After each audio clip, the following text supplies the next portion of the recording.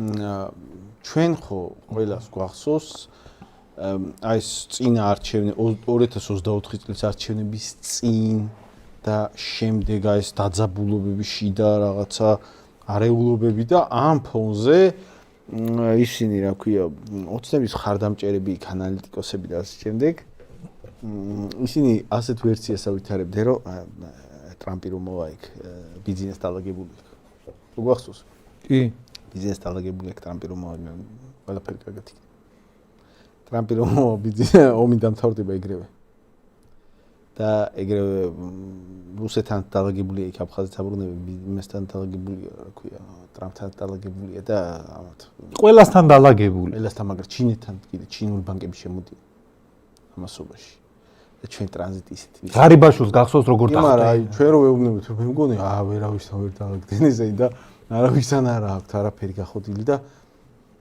არა ამ ტრანზიტს ვინმე არ მიაქცევს ყურადღებას ამას ხო იგახდნენ და ვენსი ჩავიდა ეხლა სომხეთში რა იმის ვიცე-პრეზიდენტი ამერიკის ვიცე-პრეზიდენტი ჩავიდა სომხეთში აზერბაიჯანში აგერ შეგვიძლია ვაჩვენოთ ეს კადრები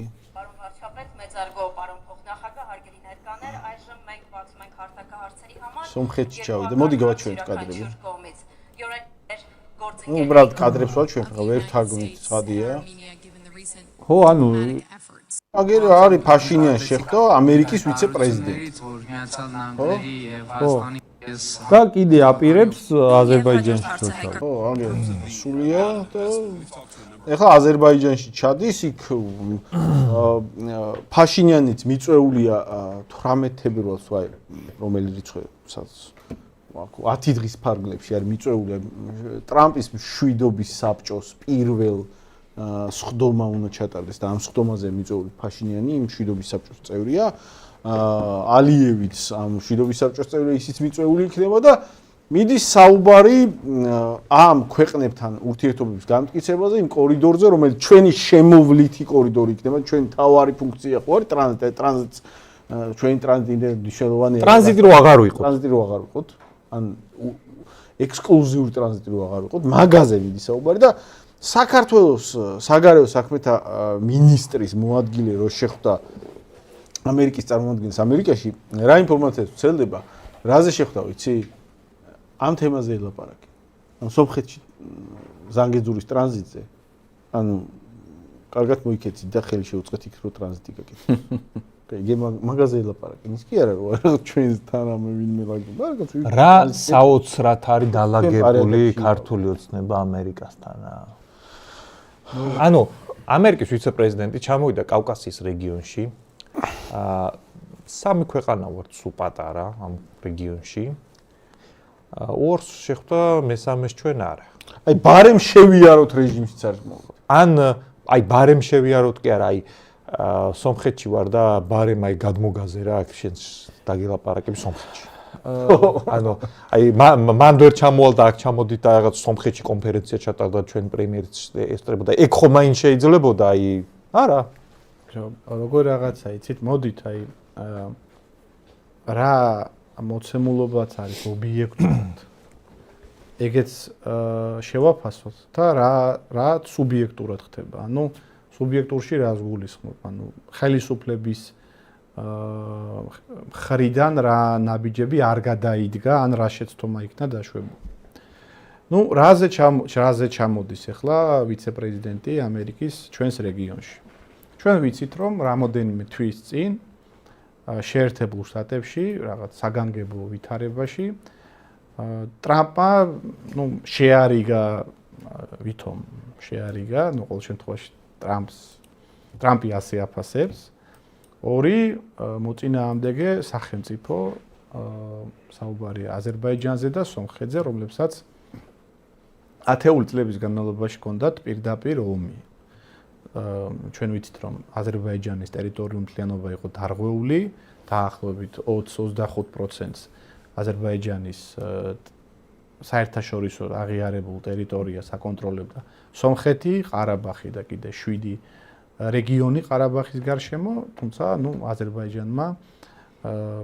კონტრტერორისტული თუ სპეციალური ოპერაციის შედეგად საკუთარი ტერიტორიები დაიბრუნა ძალით და სხვათაშორის სომხეთის ტერიტორიაზეცაა ცოტა შეჭრილი დღემდე სომხეთის სუვერენულ ტერიტორიაზე აზერბაიჯანული ჯარი დგას და აზერბაიჯანელები ამბობენ რომ სანამ საბოლოო შეთანხმება არ დაიდება სანამ სომხეთი არ აღიარებს აზერბაიჯანის ტერიტორიულ მთლიანობას ჯერჯერობით საბოლოო დოკუმენტზე ხელი არ არის მოწერილი საბოლოო ზავი ჯერ რატიფიცირებული არ არის ამიტომ აზერბაიჯანელები თვლიან რომ მათ აქვთ უფლება რაღაც ტერიტორიაზე სომხეთის სუვერენული ტერიტორიის შიგნითაც იყო.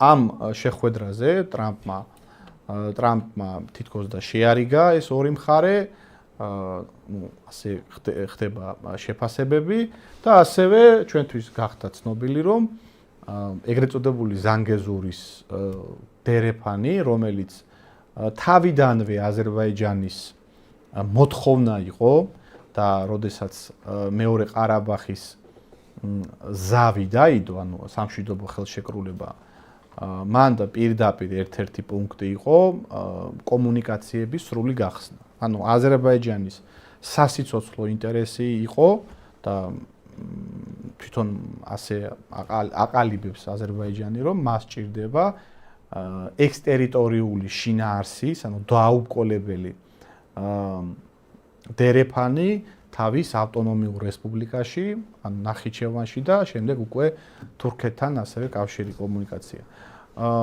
სომხები დიდი ხნის განმავლობაში ამაზე მერყეობდნენ, სხვათაშორის იმ შეთანხმებით, რომელიც მეორე ყარაბაღის ომის შემდეგ დაიდო, ეს ტერიტორია უნდა გაეკონტროლებინა რუსეთის შეიარაღებულ ძალებს.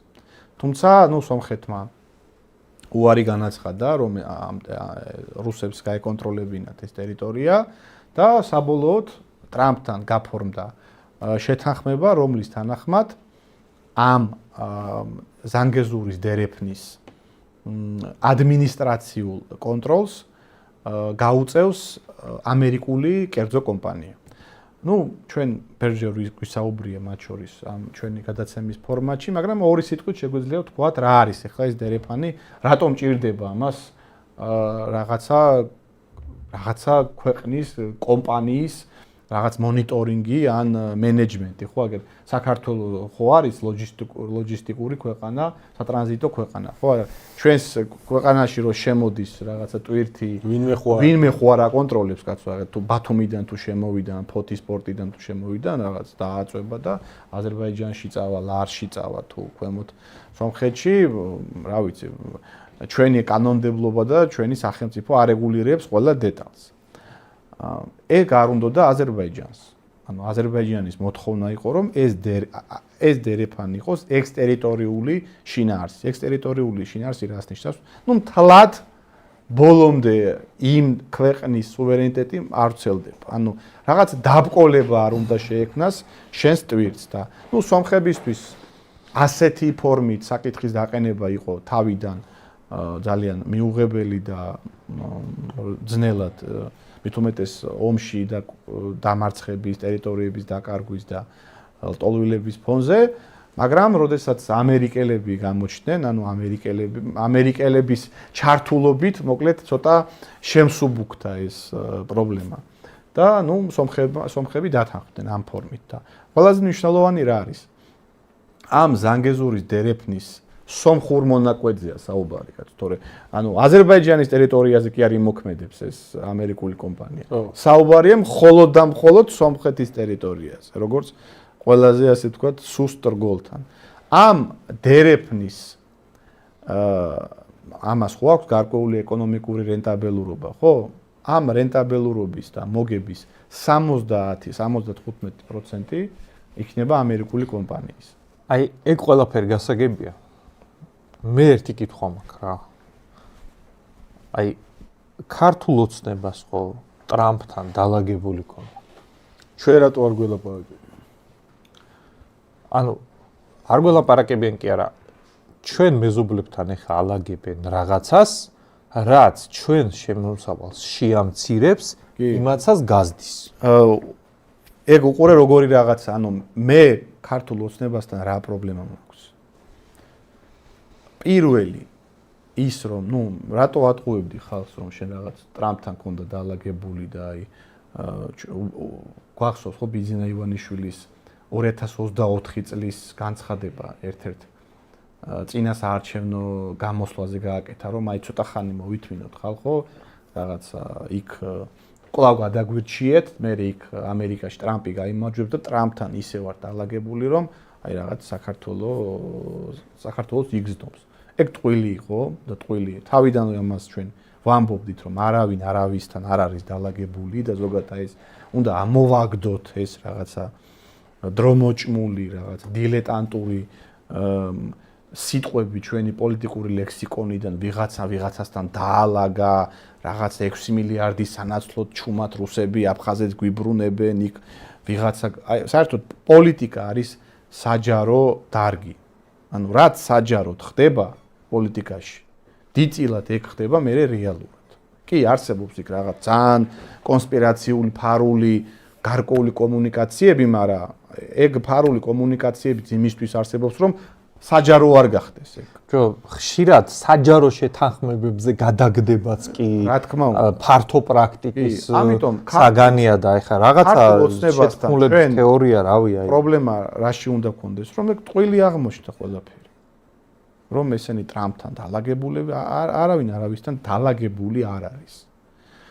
ეხლა რაც შეეხება მოდი მეორე პრეტენზიაც ჩამოვაყალიბოთ ანუ თვითონ ის რომ ტრამპს აქვს ტრამპის ადმინისტრაციას აქვს გარკვეული პოლიტიკური თუ გეოპოლიტიკური შეხედულება ჩვენს რეგიონთან რომელიც შეიძლება წინააღმდეგობაში მოდიოდეს ჩვენს ეროვნულ ინტერესებთან ეს არ არის სიახლე. მართლაც ტრამპის ადმინისტრაციას არ უნდა რომ საქართველომ თავისი ფუნქცია შეასრულოს.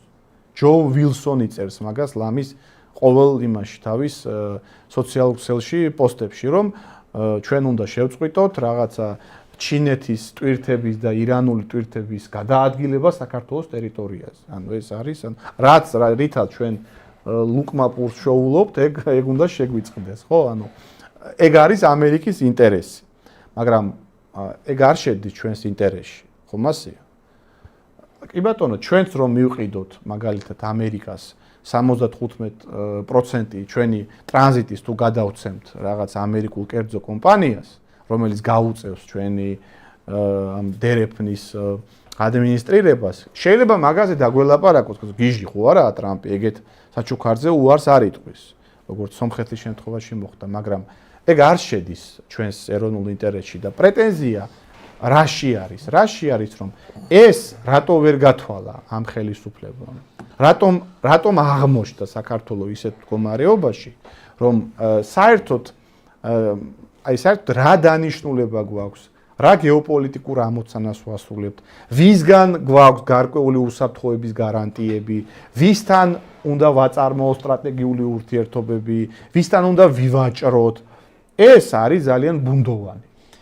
სხვათა შორის აი ერთ რაღაცაზე ფიქრობდი, ახლა ბოლო პერიოდია საქართველოს ცოტა რა გვეშლება, იცი?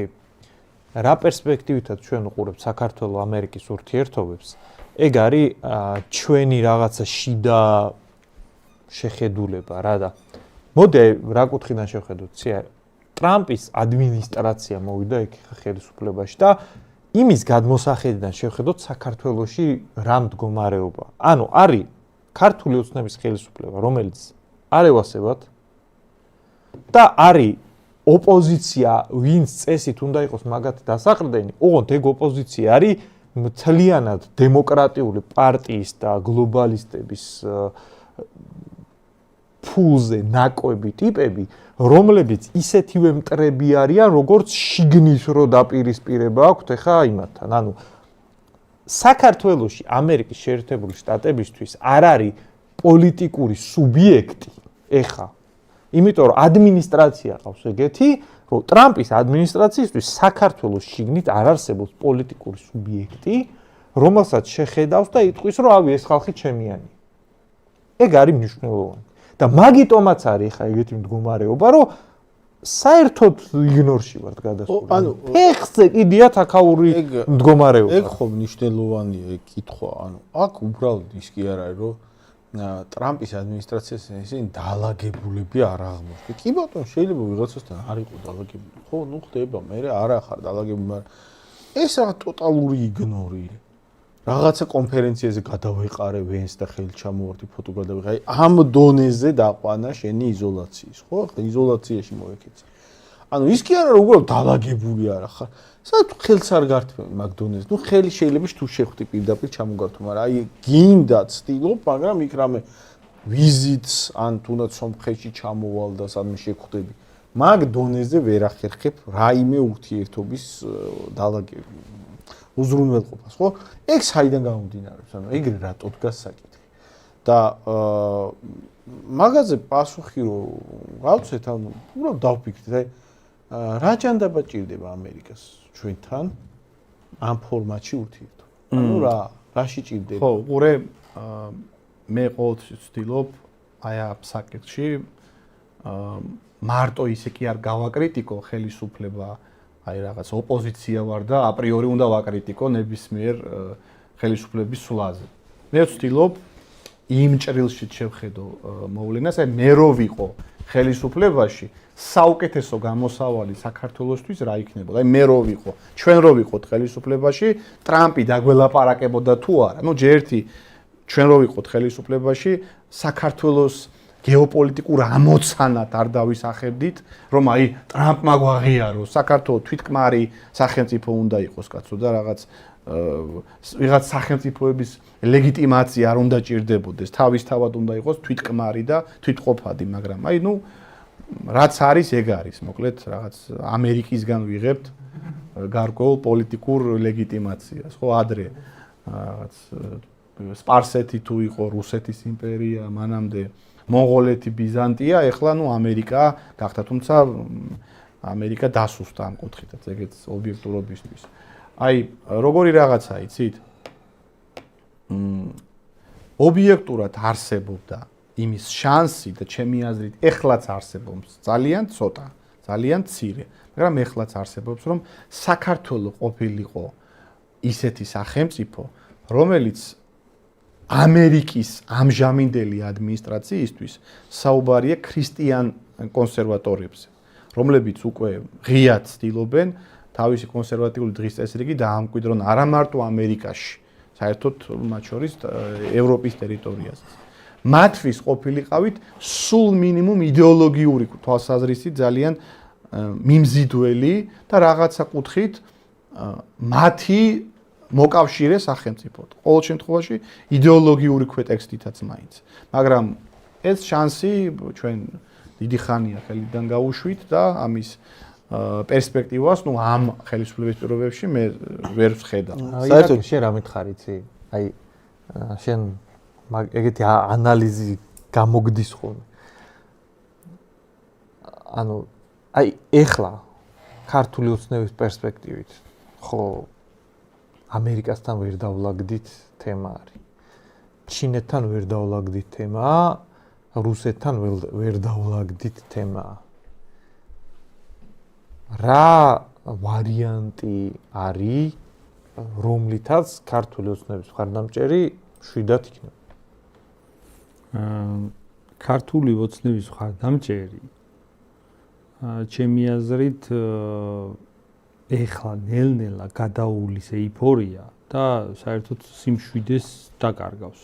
შვიდად ვეღარ იქნება. ანუ საქართველოს ეხლა იმყოფება ისეთ მომენტში, როცა რაღაცა თვალსაზრისით აი ეს წინა წელი, როცა არჩევნები გამოიარა, ძალიან დიდმა ემოციურმა ტალღამ გადაიარა საქართველოში, იმიტომ რომ ბევრი რისკები იყო მაღალი. და მაგ რისკების ემოციურმა ტალღამ გადაიარა და ეხლა იმყოფება რაღაც ეიფორიის ეტაპზე.